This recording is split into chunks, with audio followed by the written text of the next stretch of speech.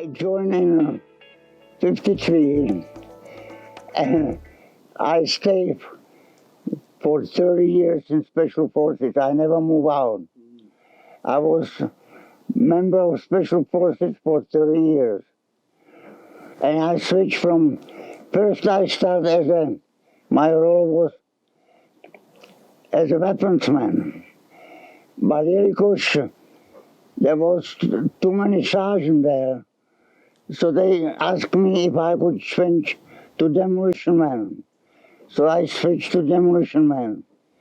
Later on, I switched to radio operator. And I copy 22 words per minute on radio. Then they switch again to operation sergeant. And until finally I switched to team sergeant.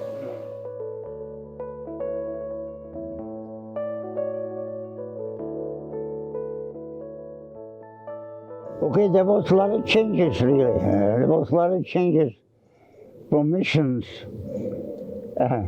We had a lot of good missions, a lot of good training. For example, I give you an example. We were checking security of President Eisenhower. We were checking security of Prime Minister of Greeks. And we went to Camp David, Camp David, and we tried to penetrate to Camp David. We did penetrate. Me and one captain, we went under the wires and we got inside in the camp, and there was a sergeant there guarding the building where President Eisenhower was supposed to come. And he said President Eisenhower was supposed to arrive in a few minutes with helicopter. So I told him, I said, I speak accent, but you are American. Go and tell the sergeant to tell you where is Sergeant Smith living. There was a Marines family there, they're living there. Marines family was living also on the same camp. So even when he asked the sergeant, he said, do you know where Sergeant Smith is? He said, oh yeah, he's right here. And he was leading him out of the guard post. During this time, I took a piece of paper, pencil, and I wrote down, President Eisenhower, you have been assassinated. And I dropped that paper behind the door. And then we took off and we went the same way when we got in, we got out.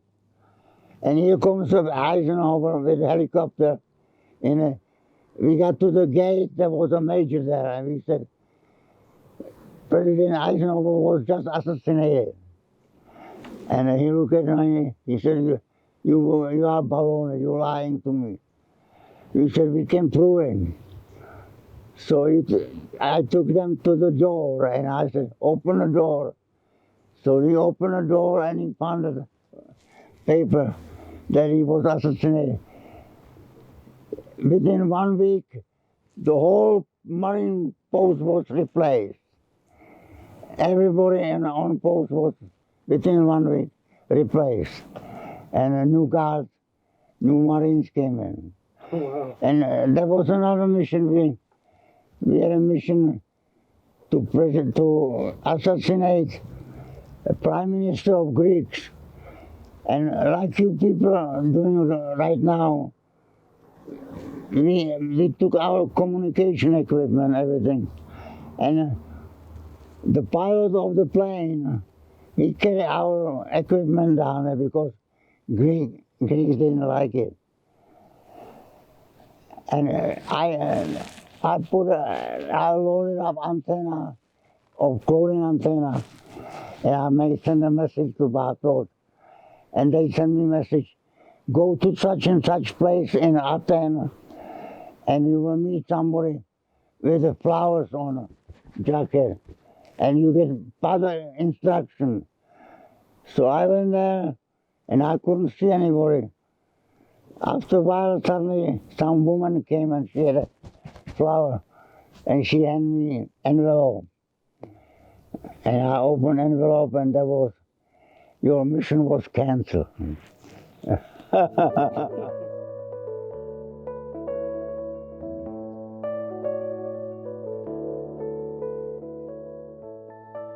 We moved to Bartol, Germany in 1953, and there was 7 companies. Each company had a team of, they had 5 teams of 7. The number on the team was 7 men. 7 men. It was a team leader, operation sergeant, radio operator, radio repairman, demolition man, and weapons man. And it was the team. And then later on they found out that because we got a lot of missions, so they found out, let's expand the team to number 12. So we had 12 people as a team. And you know the 12 men is probably right now, huh? Yeah. It's about the same composition what was before, in 12-man team. Then they can split it in half in case, in case that was necessary. They had 2 people from each, like 2 demolition, 2 weapons, 2 radio operators. I think right now they don't need so many radio operators, I don't know.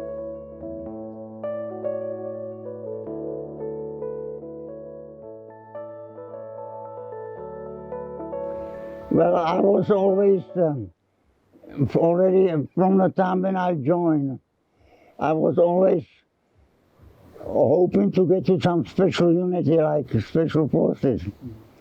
And right after basic training, it happened. I went to special forces. Right after basic training, I made an Airborne school. By the way, I graduated number 1 from the Airborne school. 240 men, and I was number 1.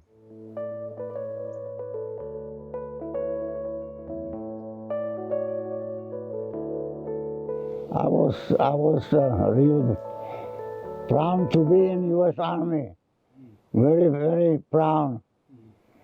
People, what I talk, a lot of recruits, they would like to do the same thing what I was doing, but they didn't have, some of them didn't have the opportunity to do it. You had to qualify for, you went, not only that you went to basic training, to airborne training, but in that time the special forces training was a whole year. A whole year you didn't qualify until you finished the year. It was very difficult.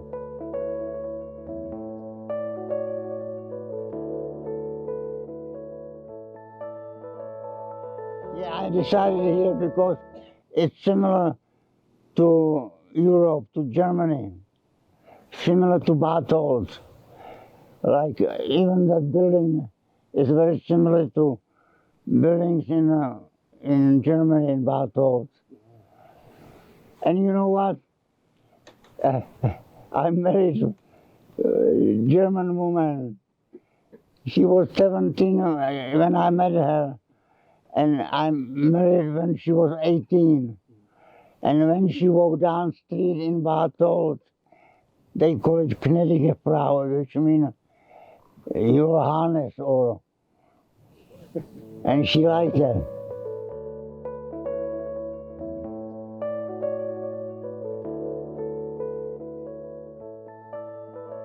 One reason was that it was very good service there. I tell you what, it was something difficult than regular infantry unit. I would never stay in army in regular unit. I would probably get out, but because of special forces, you had so many different things doing every day. You don't do the same thing. You said you had a team and you said, okay, let's go mountain climbing in battles especially. So we went mountain climbing, or let's go to scuba diving. We went to the lake. We changed every day or every second day different position. I remember we were skiing. You know, I was ski instructor too, and I was already sergeant major in that time, and we went in high mountains, about higher than Washington Mountain here, and I was the last man pushing the company forward, and some lieutenant passed out, and he couldn't make it. He had a heart attack. And there was only a small trail going down the mountain. I put him on my skis on my back. I put his rucksack in front of me. I tied his ski to suspension line, and I would ski down with him for about 1 mile. I thought it was dangerous, and there was a cliff down so steep. And I was thinking, if I fell down and I'm down, nobody find us. But I made it all the way down to the guest house. I got me beer and Wienerwurst, and and they had an ambulance already waiting. I sent a message. You know, I knew how to make a radio communication. I sent a message, sent an ambulance. They brought an ambulance. They pick him up, and since that they call me Bear.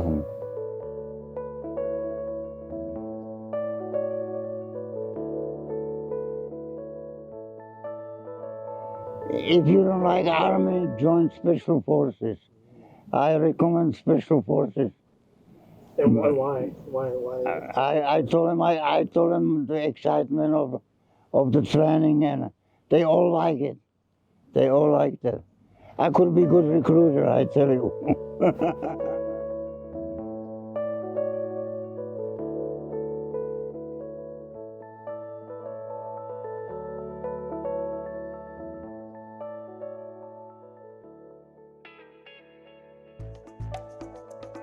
I went the first day in Vietnam, and they ambushed us the first night. They ambushed us by the lake. They start shooting, and we decided, Captain and me, that I take half and he take half. We split and we will try to surround them. So we split and we start. Now suddenly I look, Captain pants fell down. And I said, pull your pants up. He said, they shoot my belt off. When we were laying low, the bullet scraped his back and cut his belt. And this is why pants fell down. So he canceled his mission. He didn't have a pants.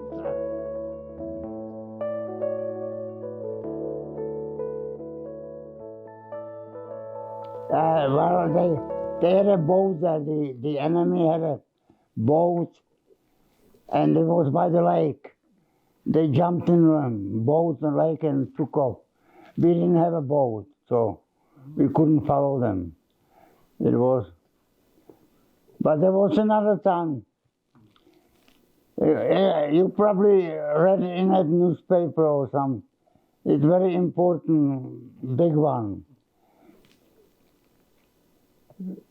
We were selected for promotion, and we went from Khartoum to Pleiku in airplane. An airplane can C-130, and suddenly the Vietnamese start lowering the plane with the chicken and pigs and all this thing. You know, it was not military, it wasn't. And the pilot came and he said, don't worry, he said, stay here 1 hour, I return and I will pick you up. I just have to take these Vietnamese. So he took them somewhere for 1 hour and he came back in 1 hour. And it was getting dark already. It was very dark. We loaded up the plane with military, going for promotion. And when we arrived to our headquarters, which was by Pleiku, suddenly there was a flames and it was a firing and all this commotion in the camp. And I ran out from the airplane with a rifle and I was ready to go inside. And by the gate, there was a master sergeant standing there. He said, don't go in, don't go in. I said, why not? I got to help them. And he said, no, don't go in. It's too dark and everybody shoot and everybody. He said, they shoot on anybody. They might shoot you. A friendly fire, you know. So I wait until, he said, wait until light. So I wait until light. And then we got in. I found out 17 of my buddies got killed. And about the same amount Vietnamese got killed. And we found out that they came, you see the camp, our headquarters was by the ocean. And they came through the ocean to our camp. So it was danger. It was. I was lucky. That's another life which I saved.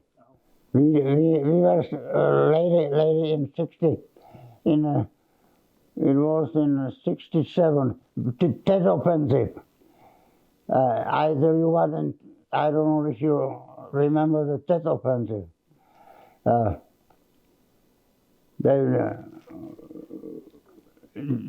They surround our camp, you see, and some of them penetrate inside. But we had mortars, but we couldn't use the mortars because they were too close. So we had to use the gloves to guide the tube, you know, from the mortar. When we loaded, we used the mortar, load it up, and shoot it within 100 yards, 50 yards from our location. And next day, when finally it was over, I was driving Jeep around our perimeter. We had a barbed wire, something like in Camp David. And I drove, but I couldn't drive because there was too many dead bodies. They are in the book here, the dead bodies. Or some of them don't have a head, some of them don't have a feet. It's messed up. So I had to carry them outside to bring my Jeep through. And then finally, because it was too many, we took gasoline. We poured gas and tried to burn them. But it burned only the skin and nothing else. So then we had to take the prison. We had a few prisons. And they dig holes and we put them in a hole. One of them, lieutenant, but he said he's PFC. And he gave us bad information. He was wounded. And I looked at him and I said, we're going to fix your wounded if you tell us this and this. He said, okay. So he started talking, but he didn't tell us the truth. But I sent a report, I wrote a report and sent it to our headquarters. And about 1 week later came a message from our headquarters. This information what you received were not correct. Yeah.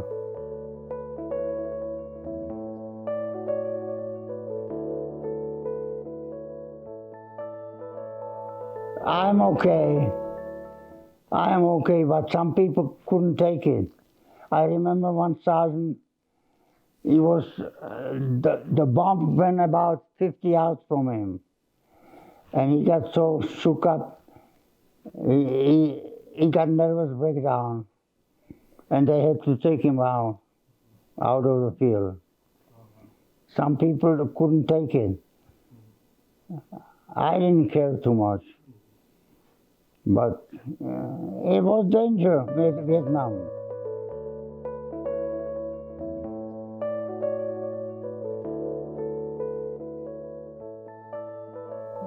Well, we gave him some treatment, you know, some psychological treatment, and some of them it worked, some of them it didn't work. And I didn't need anything. I was used to that thing from Second World War. When Hitler came, you know, it was very bad.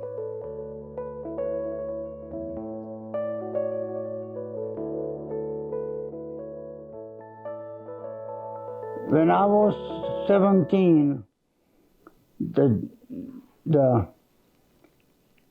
Germans took me and my brother. I'm twins. My brother and I, we are twins. And he took us. He took all these teenagers from Czechoslovakia and put them to dig a foxhole for the German army. They forced us to dig a foxhole for the anti-tank thing, you know. When the Russian came, so the sergeant, German sergeant came and measured the hole, and you had to, the tank would pass this thing, you have to do this and this. And one day, they marched us to the work, and I told the German sergeant, I said, I need to go pee. He said, go here by the tree. So I went with one more guy, but I never returned. I took off. And I came to Polish village. There was a woman, and her husband was lieutenant in Polish army, and he got in prison. And she was very afraid that I will compromise her with her husband. So I said, okay, I said, I'm hungry. So she gave us a little bit some food. And she had 2 children there, and she was working by herself. And we took off. And we got on a train, and we got on the roof of the train, and when it was at night, but the German sergeant came with a flashlight, and he picked us up, and he took us prisoner back to where we were digging foxhole. And he said, one more escape and you go to concentration camp, to Auschwitz. But what happened after that? When the Russian advanced, every day the Russian advanced about 10, 15 miles. And when they advanced, they pull us on a train and move us 10, 15 miles. And we had to dig a foxhole again. And we were sitting in a train when the Russian airplane came, and they shoot the engine off of the train.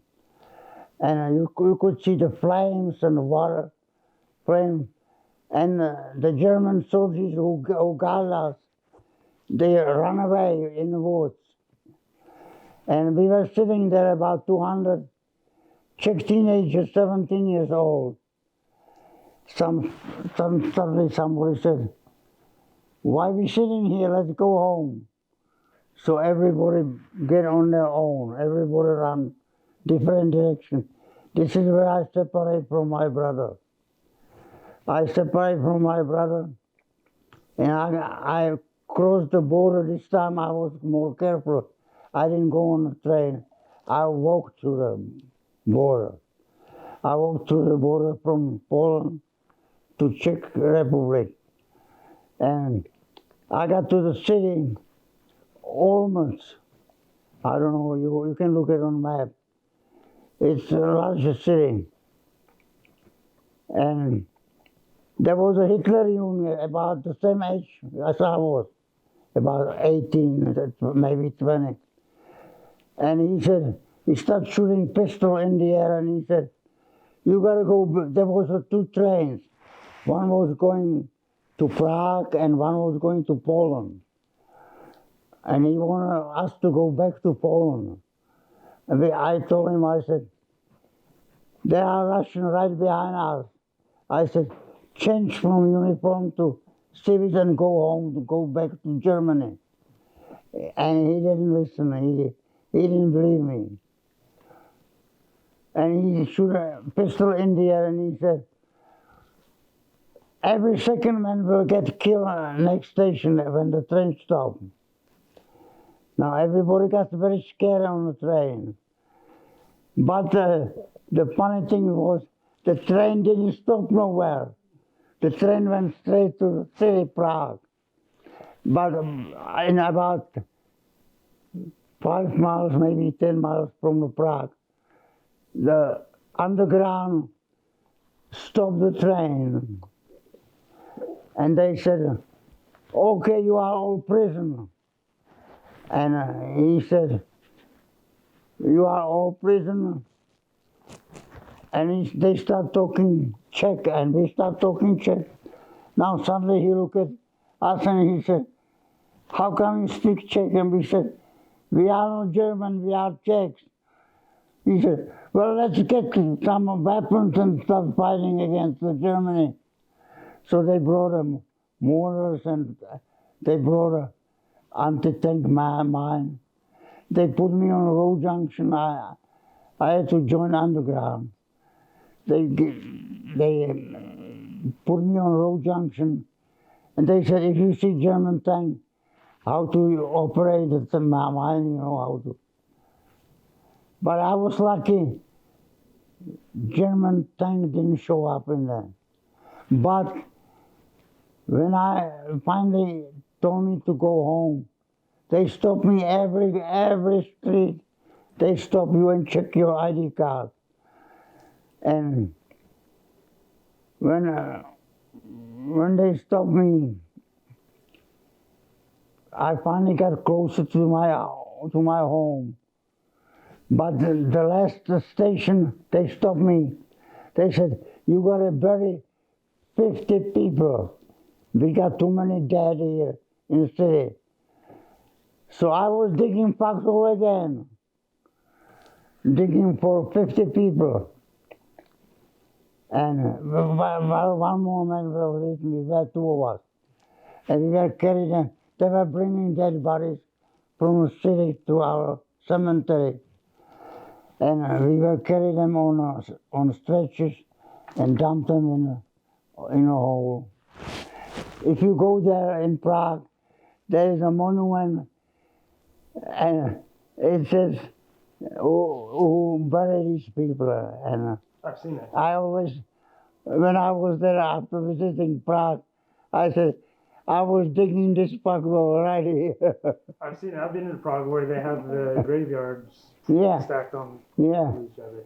It was big. It's a big one. You can see it. It's got a name up there. And I was digging. Finally, the man says, I told the man who was in charge, I said, "I cannot do that." I said, "I cannot bury all these dead bodies. They look terrible." He said, wait here." So I wait there.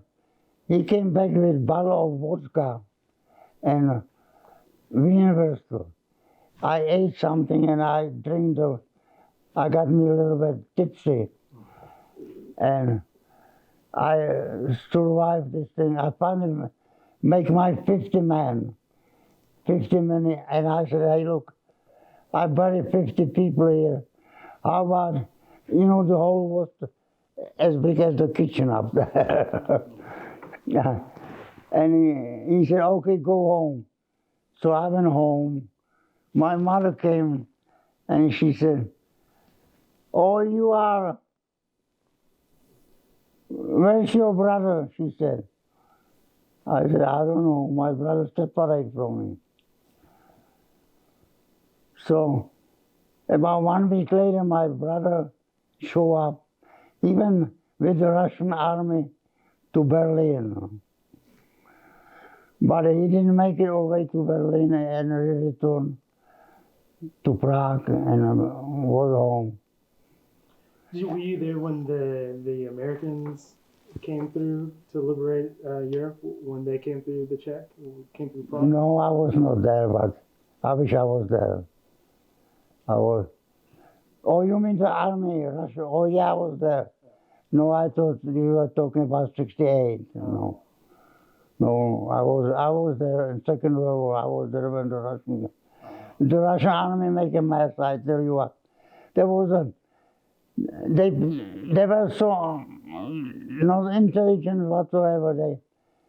Some of them couldn't make a map. Some of them couldn't speak correctly. Some of them were really bad education. And some of the Herr soldiers, some Herr PFC, he raped some Czech girl. And the girl complained to the police up there. So they said, can you recognize that GI who raped you? She said, yes, I can.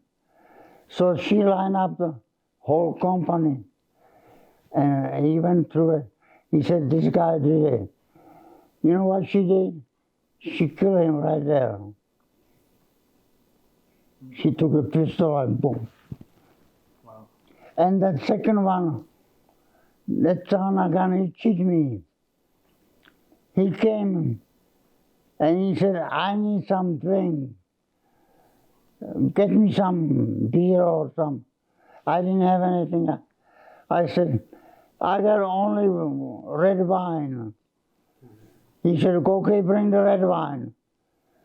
So I brought in a red wine. I was not so swift.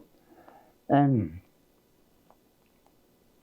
he said, he promised me, he had watches, what he stole from the German army. All the way on both hands. Every watch you couldn't think about. He said, I give you a watch if you give me red wine. So I gave him red wine. I said, give me the watch. He said, no, I don't give you anything. I said, you promise? No, I don't give you. Okay. But I was bigger than he was, a little bit. And I was waiting for opportunity to snatch him. And suddenly he gave up a little bit. And I grabbed him. I took his pistol out from him. And I said, now you give me watch. He said, okay. Take watch. I took watch, but now I was afraid to give him his pistol back. I said, go home. I said, go to your company. I cannot go, he said. I have to have my weapon. I said, I don't give you your weapon. Go home. He was bugging me for the whole day. The whole day he was standing there begging to give him it. Finally, I got so tired of him, I took his magazine off, I cleared his bone, and I gave him a pistol. I said, if I see you here again, I will shoot you, I told him. And I never seen him after that.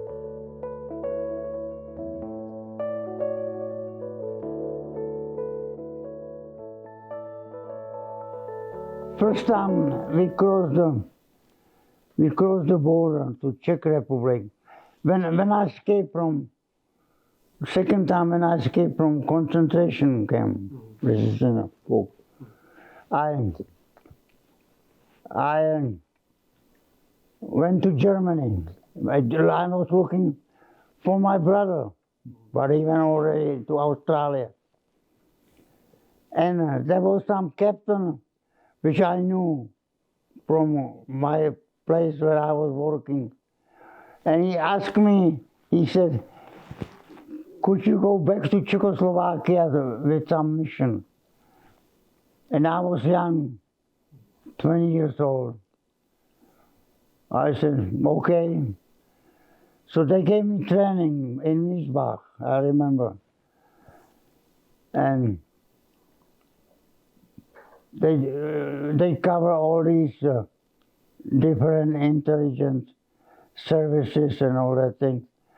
And then I went to Czechoslovakia. I went to Czechoslovakia to make safe houses for the U.S. Air Force. You know, Air Force, if the Air Force gets shut down, you have places where they can go in case they get shut down, close it, they don't get captured. So I made about two, three places, and we call it safe houses. And then I returned back to Germany. And then they want me to go again. So I went, this time I was supposed to pick up some very important person, some woman. And I was going in a train. And there was a boy, old woman, boy, and another man. And they checked the train. The communist Russian, they checked the plane. I mean the train. And they come to our train, and they found out everybody was except they took my ID card. I had ID card. They checked it, and he said, "Just a minute, I have to do something." And he took off with my ID card. And I was sweating there, and the train was just pulling to the station, to the main station where I was supposed to get off. So I asked the woman, the old one, I said, "Can the child exchange place with me from the window?" I said, "I don't feel good, I need to have some air from." She said, "Go ahead." So the boy moved out, and I went to the window.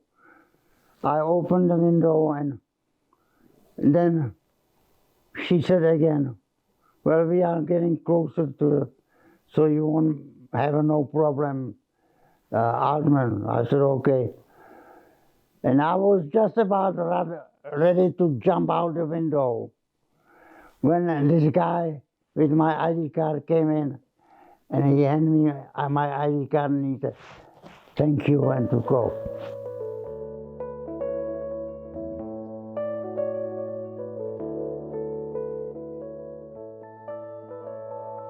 Well, first they gave us some classes.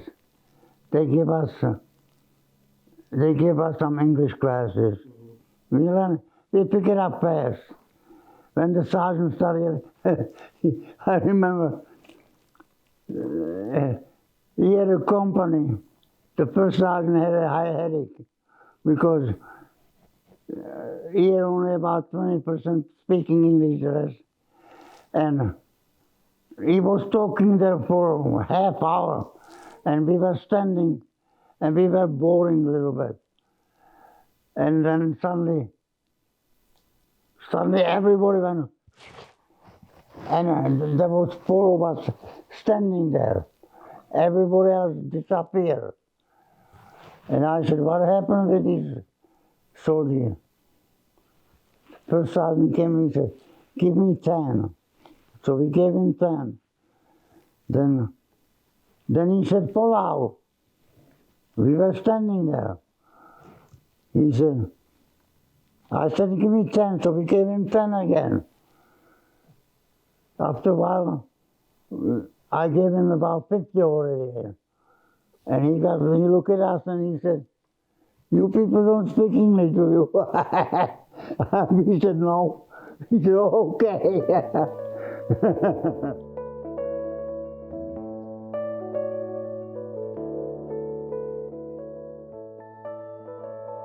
Only special forces regular army was speaking English, but special forces, like I told you, there was 5 companies. Every company had a different language.